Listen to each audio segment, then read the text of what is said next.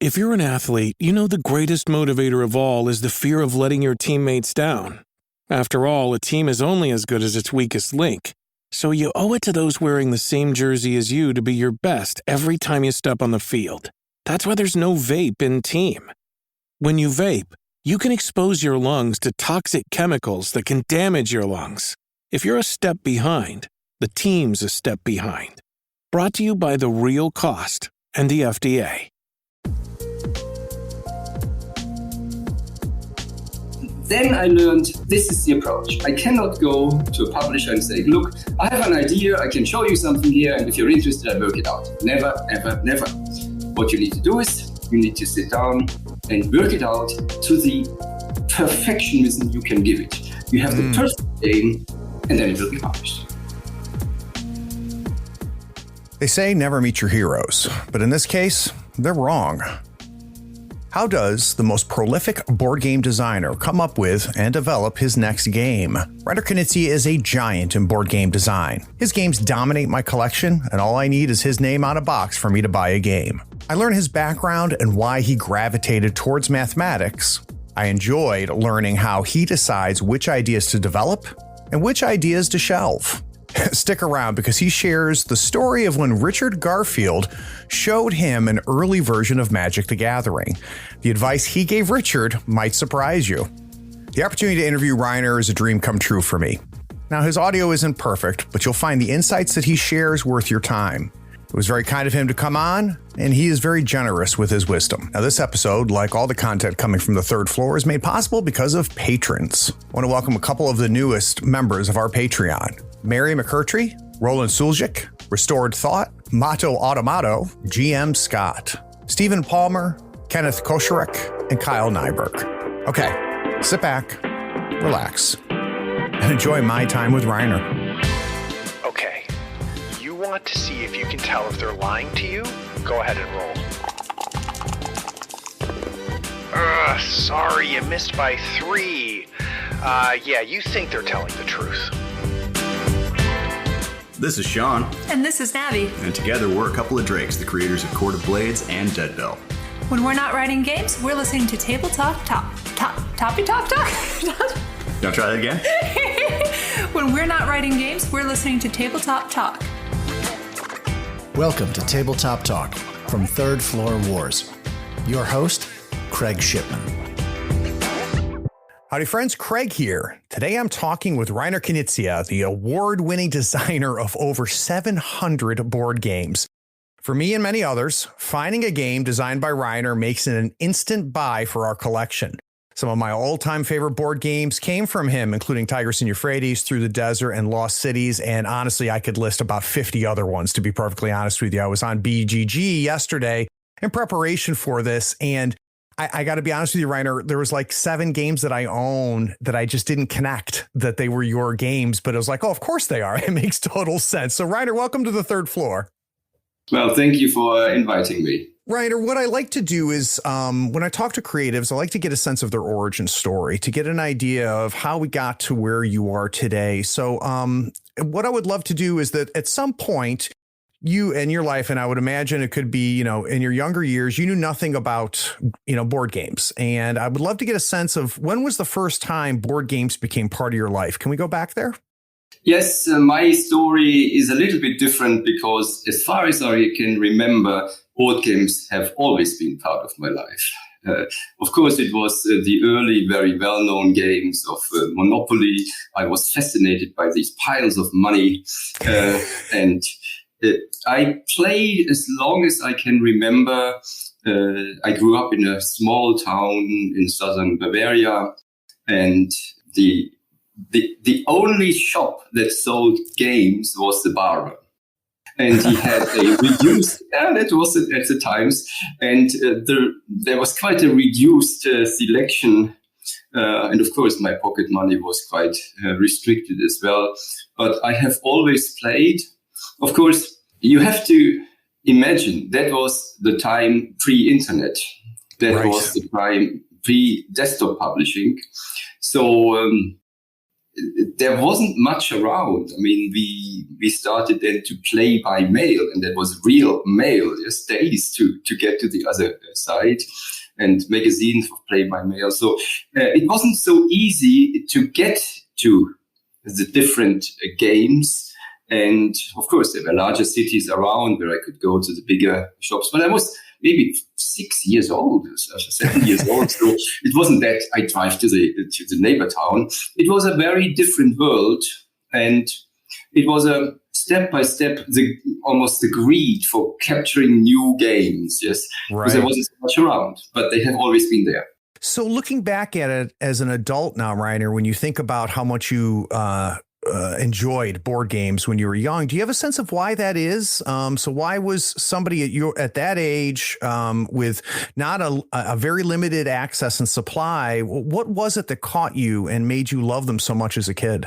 I don't think there's a real explanation for that because, there is this saying that you have to spend 10,000 hours or whatever to become a master in something. And I think there are people who are drawn into sports very early. There are people who are drawn into painting very early. And if you let the child develop, then I think they have a chance to become a master in that.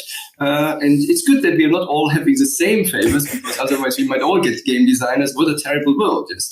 But so it's just lucky that I could follow my calling in a way. And I managed to then bring that to the foreground over the decades. And mathematics is obviously a big part of you or what you're known for from a design perspective. And I think if we go through and look at your career, mathematics was a big part of it. Did you also have a passion for mathematics from the very beginning? I had a passion, and I still have the passion for the sciences. I am a scientist in my mind. And of course, that everybody sees the world differently. There is no absolute world, yes. And so I think a scientist sees the world slightly different than a writer or a painter, or a psychologist. And even so, psychology may be science.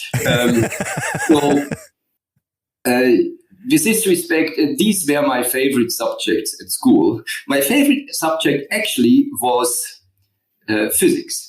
Interesting. And if I may tell you an anecdote, what brought me then to mathematics. So, of course, I was quite okay in mathematics as well, and I liked it. But then when I went to study at the university, I decided for physics. And a friend of mine, who was one of my classmates, decided to go for mathematics at the same university. And so I decided that, well, in physics, you need a lot of mathematics. So why don't I go to the same courses as him as well and get the mathematical education? I was lucky that I could learn very easily. So things fell into place for me. And then I had this one topic, the Einstein's relativity theory, which I could not understand at school. And I had a teacher who was actually a great mentor for me, the physics teacher, but he could not explain that one thing in relativity theory to me. So I actually was fascinated when I saw towards the end of the first semester in mechanics, there is relativity theory. And it is absolutely true. When we came to the topic, I did not understand it.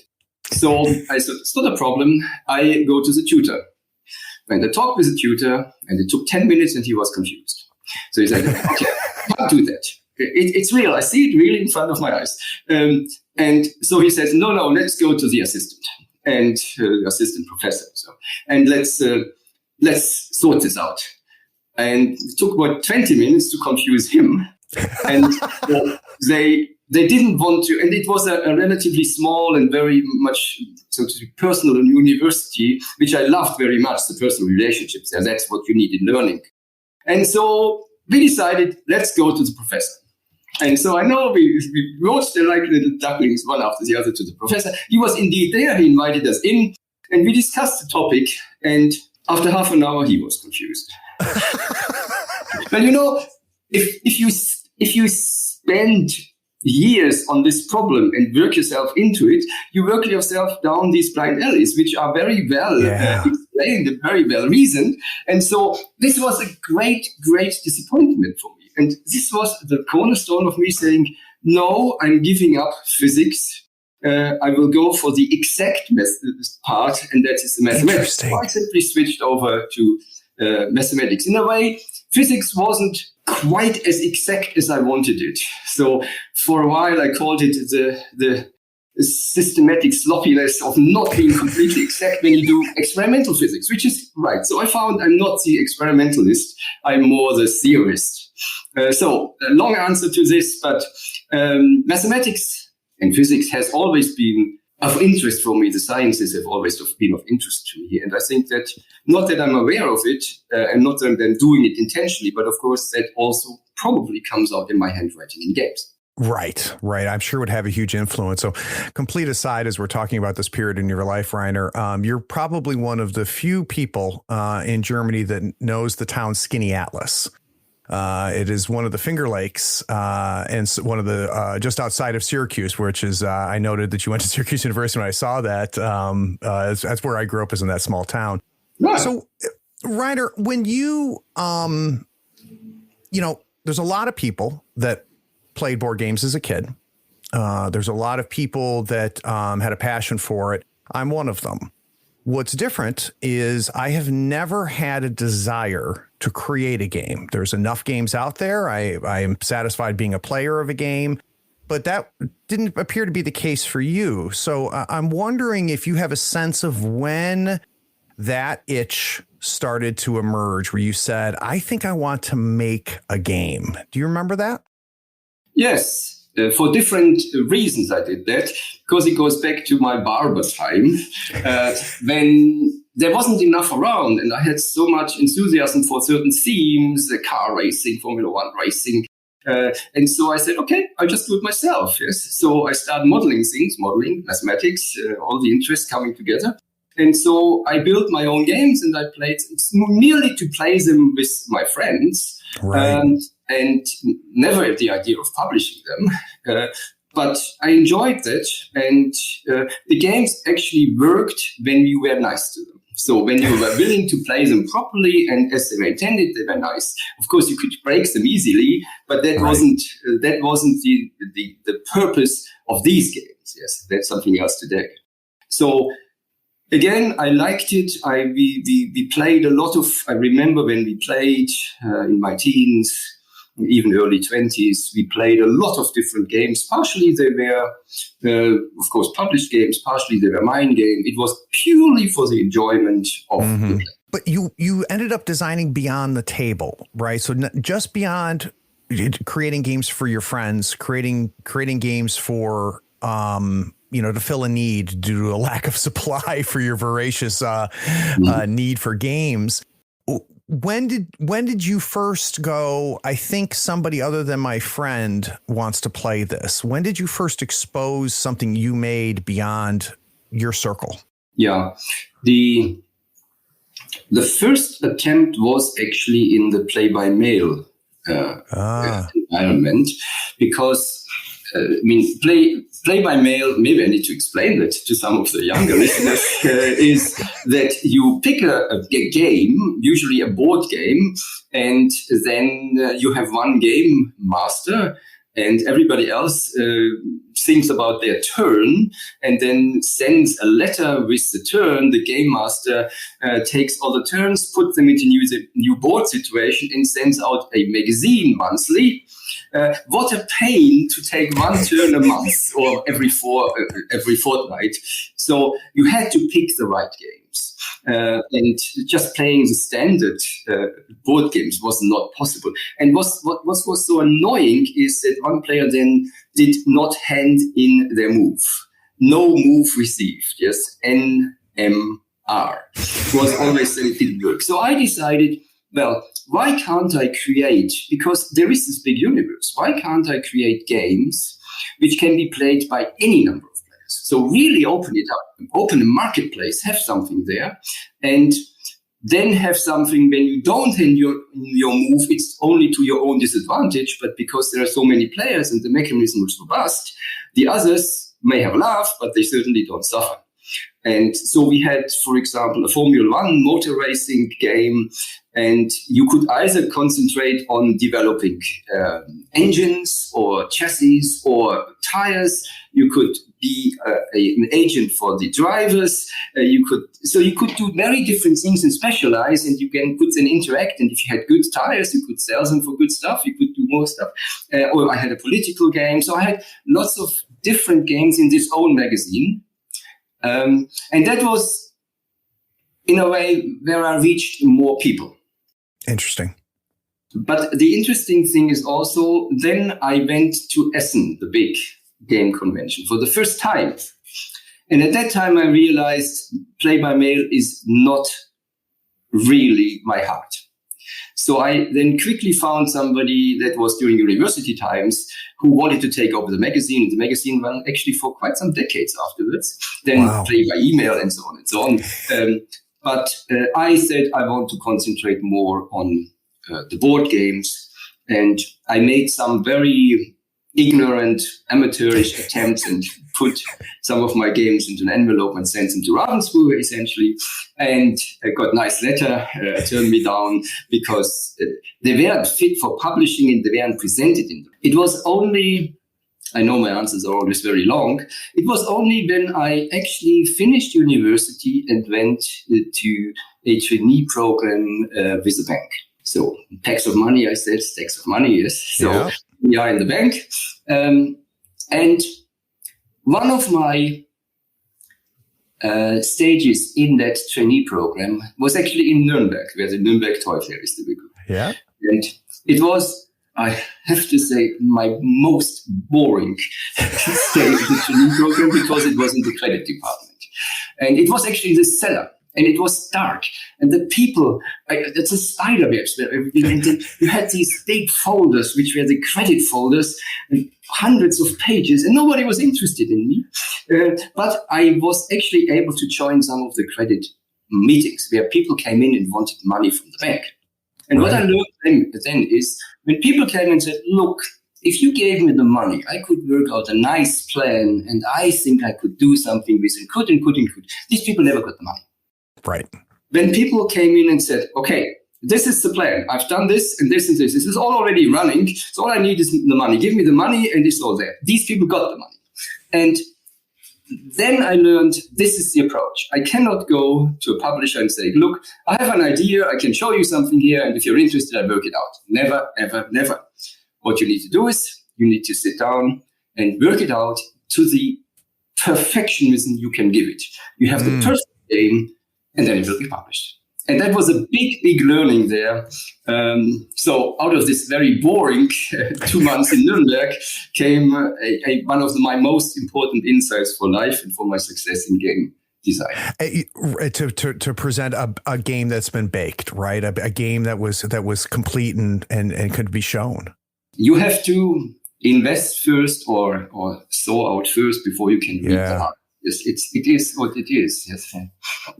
So, Reiner, do you know what is it that made you? I mean, because this is a big revelation for you. It turned into a tremendous amount of work, and it sounds like a labor of love.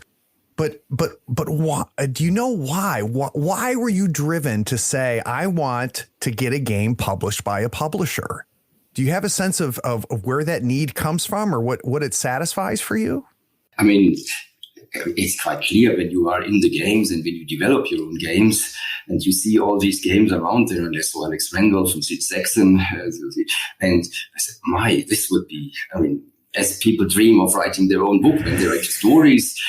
So, of course, that was something which was just the next logical step from being an enthusiast in designing my own games.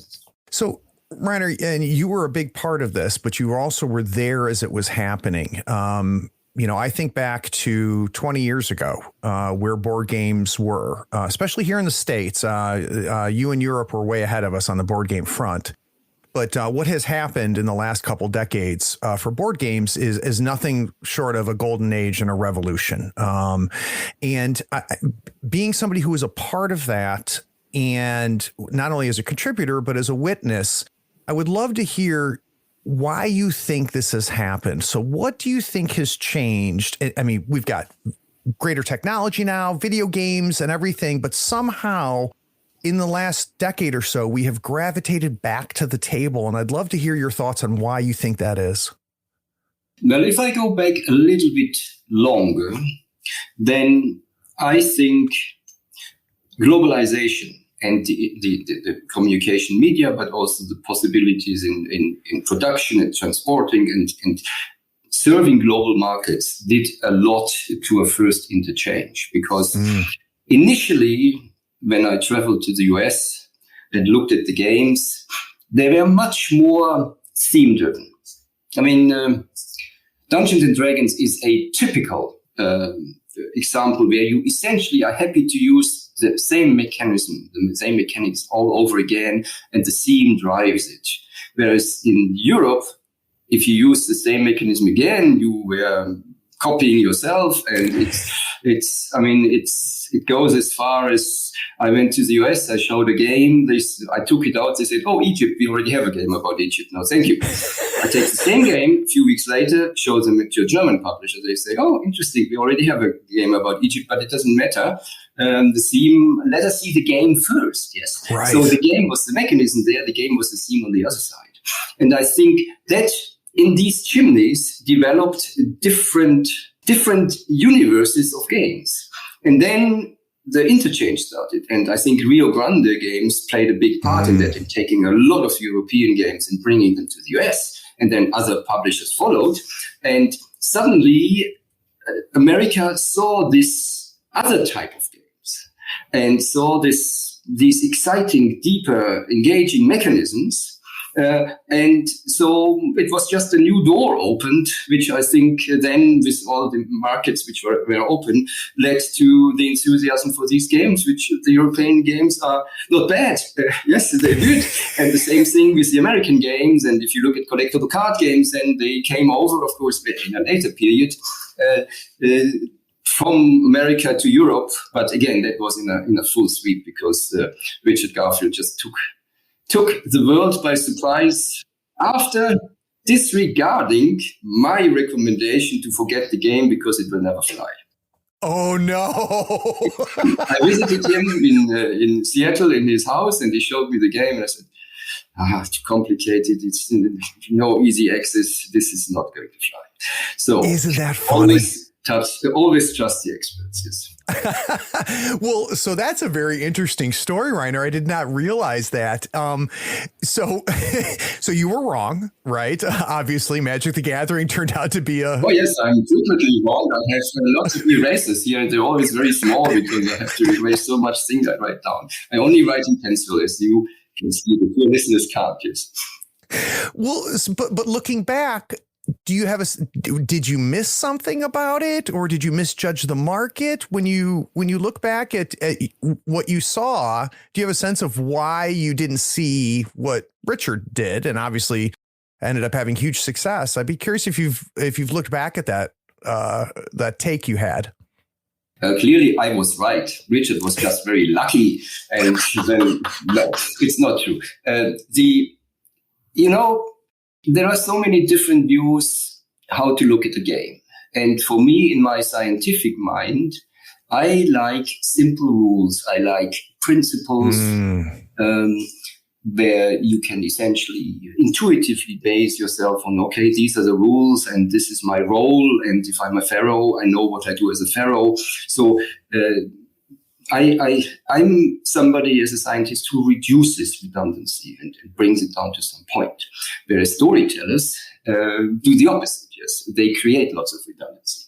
And I think the collectible card games, Magic the Gathering, is an archetype of, no, you just don't sit down and start playing. It's actually this whole meta dimension which makes the game so successful. I go home and I study it and I prepare my deck and so on. So it's a completely new dimension of game, which I did not grasp. And this is the real innovations we can introduce into games. Cards have been around for a long time. I mean, games are a mirror of our time. And whatever happens in our lives immediately or very soon happens in the game. So when the Chinese invented the papers, soon they had paper cards. Yes, they did. And so again, then you would say the cards have been along for such a long time. So how can you invent something new? Yes. And then comes along a deck builder, and then comes around this and this. And Richard comes around with his idea to build something very innovative, which isn't, people sometimes think innovation needs to be something completely different. It looks like a banana. No, it doesn't. It is something which we have, but it's another way to look at it, another way to handle it, and something else to do with it. And so I judged it with a very narrow view, and Richard had the wider view. Lucky him, and very much deserved. The lucky is you make your own luck. I agree. So before we move on and take a break and then talk about your design process, there's one question I have left, which is, Reiner, with a huge library, and that's only the games that have been published. I can't imagine how many things are still in notebooks and still in prototypes and things that you abandoned. But looking back at that extensive library, are there some earlier games that even now, as you have developed as a creator and as a designer, the person who's making games now is not the person who was making games in the early 90s, right? You're a different person and a different designer. When you look back at some of your earlier games, is there any games that still stand out to you where you go, wow, I really still am very proud of this game and I still think it's a great game? What are some of the standouts of your earlier games for you now? Yeah, so my games are my children. So asking myself for my favorite children. But all the games are grown up so they can take it. I think you mentioned one of my favorites, which is Tigris and Euphrates, or Euphrates Tigris. It actually was for a number of years number one on the Board Game Geek list, and it is still fascinating to play it for me. But you also mentioned other games. I mean, Through the Desert for me is something where I say, I sit there. It's an archetype for me because life is great and life has too many opportunities. Then we can all follow through. And I expect this from a game. I don't want the game and sit there, what's the least worst move and nothing to do. And Through the Desert kind of symbolizes that to me because I sit there and I bite on my fingernails and hopefully this isn't happened. I need to do this and there's only 2 moves and so many things to do. So with this respect, I am also very fond on Through the Desert. But I mean, my tile laying games in the 90s have won many awards, and there's the Samurai, and there's a whole raft of them essentially who are still being republished and live until today because I think they have their relevance. And so I'm very proud of them, but I also know these are laurels from the very old days. So unresting. That's fantastic. So guys, the Insider Insight series is my opportunity to sit down with creators, designers, and developers and learn how they approach their work. I try to understand their process, their inspirations and methods. And we're going to do that a little bit more with Reiner on the other side of this break. We'll be right back.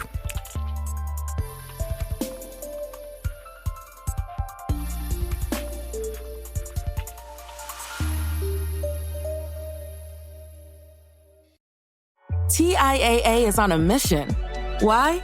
Because 54% of Black Americans don't have enough savings to retire.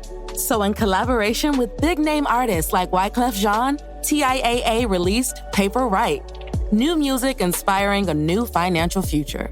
With 100% of streaming sales going to a nonprofit that teaches students how to invest. Stream Paper Right now and help close the gap. Hey, it's me. I'm interrupting this episode, and I hope you're enjoying it, and I bet you're anxious to hear the rest. But before we jump back, I need a favor. Do you know someone who might enjoy this episode? Can you shoot them a quick message or maybe even send them a link to it? Listeners sharing this podcast was the primary reason we almost doubled our audience last year. Also, would you like to see and hear these games in action? Go to the Third Floor Wars YouTube channel and Twitch stream. Our actual plays combine compelling role-playing, character-driven action, and system tutorials. We create great stories while lifting the hood and showcasing the game mechanics. Links to both are in the show notes. Okay, last thing, and I mean it. Have you rated this podcast on your pod platform yet? Maybe even written a short review? It is a simple way for you to be even more awesome than you already are. Okay, now I'm done. Let's jump back and listen to the rest of this episode.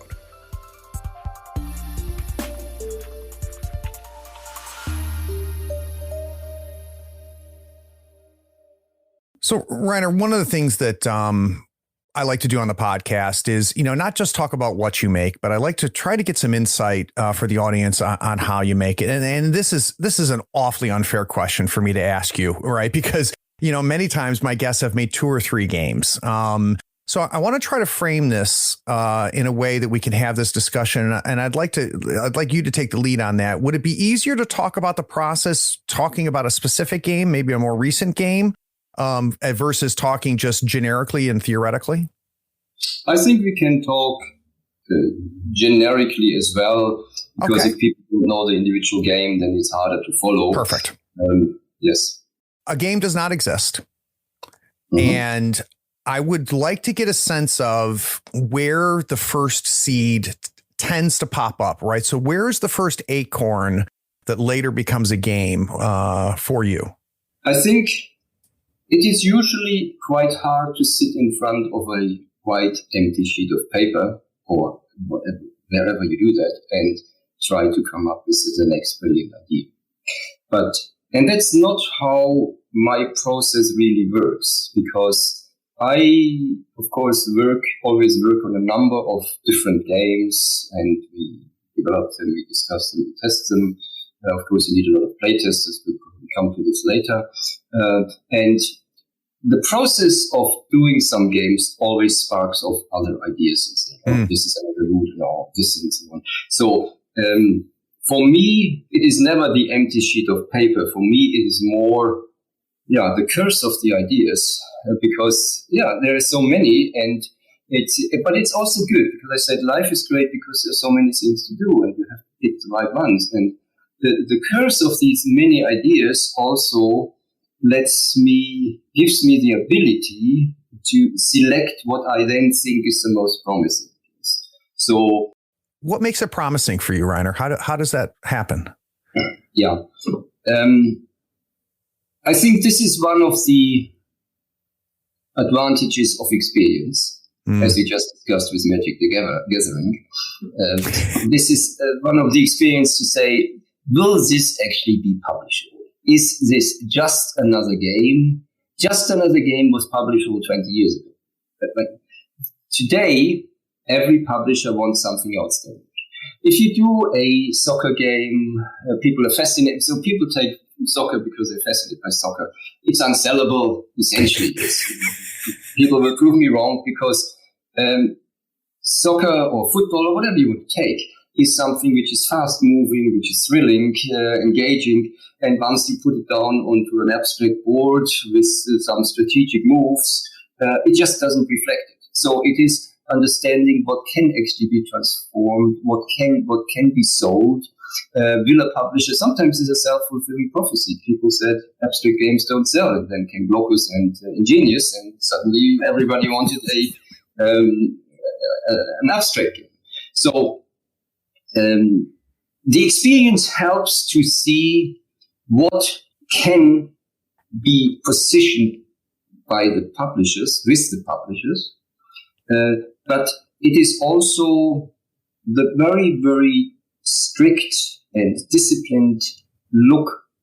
Is there something new? Is this just many of my games by publishers get rejected. They say, we had lots of fun, it plays very well, it's a fun game, but there's nothing really special about it, It's and so, how can we see hundreds of novelties? How can every novelty stand out? Yes, but that is the ambition of the publishers. So this is also a look of saying, okay, this could be a nice standard box, and again, could be a lot of fun, but will it be a breakthrough game? not everything can be a breakthrough game, but sometimes I'm convinced and say, okay, but it is fun and we do it. But put the ladder, put the hurdle very high to where are we going. So you have the seed, you say to yourself, okay, of all these ideas in front of me, I think this one is the most promising. And this is the one I'm going to focus on and I'm going to develop and work on. Can you give me a sense of what happens before anybody else sees this? So there's a period of time between you identifying the promising idea and another human being being exposed to it. And what happens during that time for you? Just a little preamble to this. It's not always like this. A lot of these ideas come up in discussions where we talk about a game or bring something in, or we are actually actively searching for new methods, novelties. And so very often that would be a discussion. But it doesn't matter where the original seed comes from, because in a way, Hemingway said something very nice. In order to write, you need a writer, great writer, you need to live. So it's keep your eyes open and see what is relevant for the people. What is relevant for the people, they want to see in the games. What they consider not relevant, they don't want to see in the games. So that is the starting point. But that goes back to your last question. So in a way, for me, designing, getting an initial design is really sitting down and closing my eyes and putting myself into the place and seeing a player left, right, maybe opposite, and saying, okay, it's now my turn. So it's closed eyes. I see the board or whatever is in front of me. I see my turn. I ask myself, okay, why am I biting my fingernails again? So what's happening here? Why am I excited? What are my options? What do I do when it's the next player's turn? So I'm just sitting there and waiting for it. And so I actually play the game in my head in a very simple form to see the main mechanism or the main novelty that is there. So you have components, you have theme, you have mechanisms, and there are different drivers of novelty. But it's essentially looking at it and saying, does that feel right? Can I do something? And then I would, if I think it does, then I would actually get quite specific in the details and say, okay, what would the card's value be, or what would the board look like?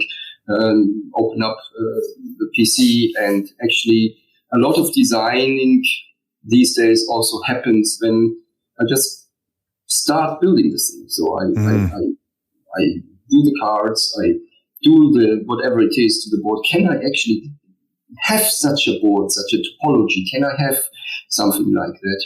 And so can I get all the parameters of the card? How would I show that is the card? I mean, it's not only a standard card, is it double-sided, if it's hidden, how do I arrange this? And so it's a process of trial and error in the head, plus a trial and error in the desktop publishing which we have, until I think there could be a prototype to play. Then I would actually write down the rules. So I write down the rules before it's even played, because writing down the rules is a great discipline of thinking through everything, not leaving any gaps, forcing you to be clear, and also seeing, there's a gap here. I cannot handle this. How do I decide this? And make a prototype, you play it. The problem with this process is that usually if I go that far, these games always play perfectly in my head. And then comes the disappointment around the play table, so I always need to embrace myself. It's not going to be as good. Sometimes it is, and then I'm very happy, but usually it isn't. And then that's the normal. So it sounds like the playtesting process can often expose gaps that you were blind to because of the where you were up to that point and having someone other than you attacking it. In general, though, from the playtesting process, what value or what do you value the most from that process? What does playtesting offer you and offer your games the most? I think that playtesting is the core part of game design. Interesting. I cannot calculate it mathematically, the fun of games. It needs to be experienced. Therefore, I'm never giving away my games for blind playtesting and better feedback. I will always be part of the playtest. We always one table, we playtest it.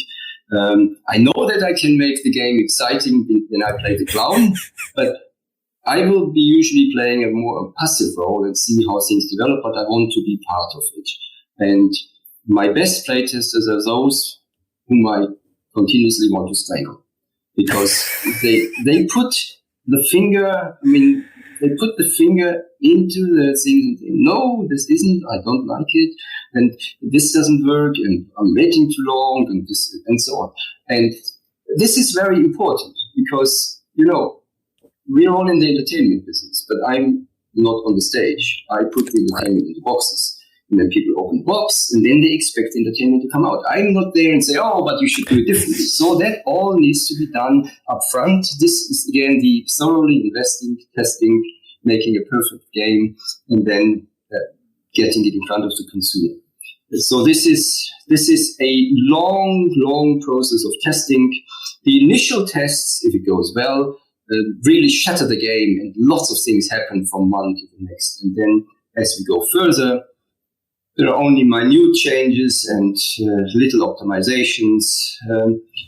But essentially, when you look at the overall process, what I like to do in the beginning is I want to have a really disruptive innovation. Yes, so something, my view is always, if I start with something new, I have the best chances to end up with something new. If I trample along the same path, therefore, game design is not a science, it is an art. It's an art. Yeah. And so start with this. And then, of course, it is more this iterative improvement, bit by bit, making it better. But if you start with very little, then you make very little better. So this is the two elements which kind of meander from one side into the other side. When do you stop, though? Right? When do you say playtesting is over? The rules are written. This is ready. Do you have a sense of when you know to put the pencil down? If we play it a few times and have nothing we want to change, and are still very enthusiastic about the game, then what will happen is that I put the game down for maybe 4 weeks, and then I get it out once again, so that I have a bit of a distance, because you can get too close and you need to play with many different people. Otherwise you develop conventions, and then with my grandmother, I always play wonderfully, but you have to play it this way. No. So it needs to be different people. And after 4 weeks, I'm distant enough to this, and then we play it again, and I see, okay, I'm still happy with it, or I see something which I want to still adapt and change. And then when I say I write up the rules very early, this is a handwriting. I make so many mistakes, as said, so all in pencil and can be changed and annotated. Of course, once I decide the game is finished, then we usually have a prototype which is close to what I want to see, the board and the cards. So it's also an iterative process. So I'm not starting with lots of throwaway bad materials and then make the wonderful prototype. It emerges out of this process, which means the cards, the layout, everything has already been tested in this process. Interesting. But then I would still make a completely new, wonderful prototype, write up the rules properly, with all the terminologies and everything properly in place, not spare any costs and components. It's important. If you make a children's game, it's cheating almost. You make a children's game and you give it to the publisher, they go to the kindergarten and they test it there. And if you take out little tiny black figures, so what? If you take out big chicken figures with colors and feathers, oh yes, great game. So the components do it, and it's part of the sales process. Of course, the publisher is not stupid either. They see these things, but nevertheless, I put in the best which I can imagine, which is, of course, needs to be affordable. That's one of the other criteria. Right. If you can't produce it, it doesn't work. But that's, so to speak, the end of the process, hopefully. So, Reiner, one of the last things we'll ask and we'll wrap up here is I'm always fascinated what creators like to consume. So I'd be curious for you, because obviously you still, and we can hear it, over this last hour, how much you love this, love games. You mentioned fun more than once, which makes me very happy as somebody, because I have so much fun playing your games, right? But are there any games that you've come across recently that you didn't make that got you excited? Is there any games that you've looked at and gone, you know what, this is a damn good game? Well, I've just come back from the Nuremberg Toy Fair, and these fairs are very exciting to me, but they also put the horror into me, because it always makes me come back and say, you need to work harder, you need to reinvent yourself, see what the others are doing. I have this famous saying, people steal my ideas before I have them. So there is a corner in the universe which I think is reversed for me. The universe is nice to me. And I asked the universe to give me a next good idea. And some of them I say, okay, great, like a collectible card game, but I could never do it. I mean, it's not my style. But other things I say, yes, that's exactly the one. And once you see it, you say, exactly, that's it. And so these are the moments which are in a way a painful but great motivation to come back and say, let's see that. And let's also, one thing is, let's see that, challenge myself to be innovative enough. But also then let's see that when a game is done and ready, that I find the right publisher, pick, if I may pick, sometimes it's a pick and choose on both sides, find the right publisher who can do the game justice. This is extremely important, because a good game takes at least two parties. It takes me, it takes a design, but it also takes the publisher. The publisher to add the graphics, to add the marketing, also to add good ideas, or at least not make the game worse, and to create some wonder, so to speak, to put a single prototype into something which can then be mass produced and really looks fun and really looks great. And finding the right publisher, and also finding a publisher who can get reasonably quick to market for some innovations is very, very important, because there are trends where things come up at the same time, and the most frustrating thing is if you have a really good game and then a really good title, and then you have it there, you have it already in the prototype with a publisher, and then you see it come out in the there. And this is life, and there's nothing you can do and say, well, I invented it simultaneously, it's parallel. No, it's people don't accept that, and rightly, they want to see something new. So it's also this urge to get things out. So is there a game recently that was an example of them getting the idea before you did? It was your idea. They just grabbed it earlier. I guess what I'm trying to find out, Reiner, is there something that has gotten you excited recently as a player, not as a designer? Yeah. I did a Nintendo DS game a long time ago, which had musicians, and you could create different concerts by putting different musicians together. And there was also a memory part in there where the stage opened and then the intermission came, and then one of the musicians was missing, and you could either hear it or say it. Yes, so there was lots of stuff. And I saw one on the fair where, there are these pens these days, these recognition pens. When you type on something, they recognize it, they speak to you. Yes. Don't really know what you call it generically. And there was a game which showed me a concert and the different concert people there, and you can tap them. And I to today don't know how the game plays, but I just simply saw my game there. I said, why are you so stupid in having this 20 years ago on the DS and the handheld and not following through with the opportunities there? But there are myriads of these opportunities. Yes? Yeah. And it is a wonderful world that we have so many different designers, and the enjoyment of seeing so many different things. The question you haven't asked me is, what's your favorite games, or what do you play? And I don't have enough time to play other people's games. So therefore, I think, when I see it on the fair, I can say, okay, this sparks me something. I don't even know how this game I saw actually plays, but I saw how it plays. Maybe it's so far away that I can still do my but I guess not. That's wonderful. I rely on my playtesters that they bring to the table and say, oh, you're getting too close to this, or you're doing this, or you're doing this one. That's very important, and that's also important for the publisher to do another check, because inadvertently you might do something, and then once it's out in public, you can't retreat anymore. So that's also very important. But for me, it's seeing this wonderful world, seeing some ideas, but then also not taking in too many specifics. I'm trying to make a virtue out of this necessity, not having enough time. When you make your hobby to a profession, it's wonderful because you have a wonderful, fun profession, but you've lost the hobby.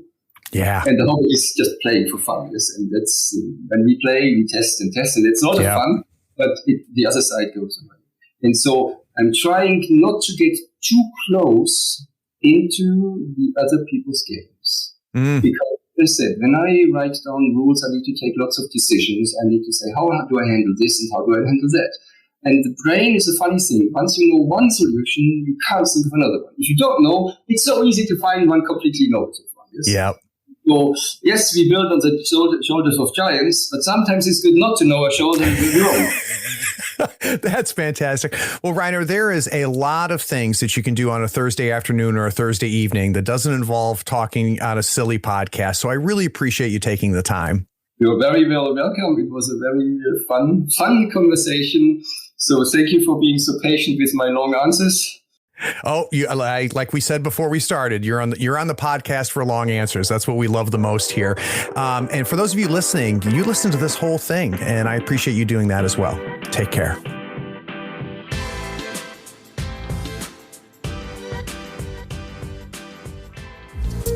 We hope you enjoyed this episode. Subscribe to Tabletop Talk and share it with your friends.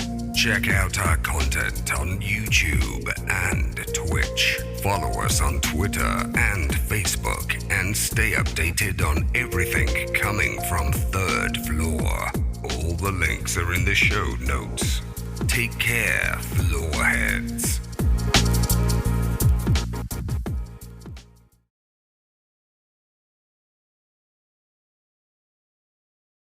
Oh, hey, are you still here?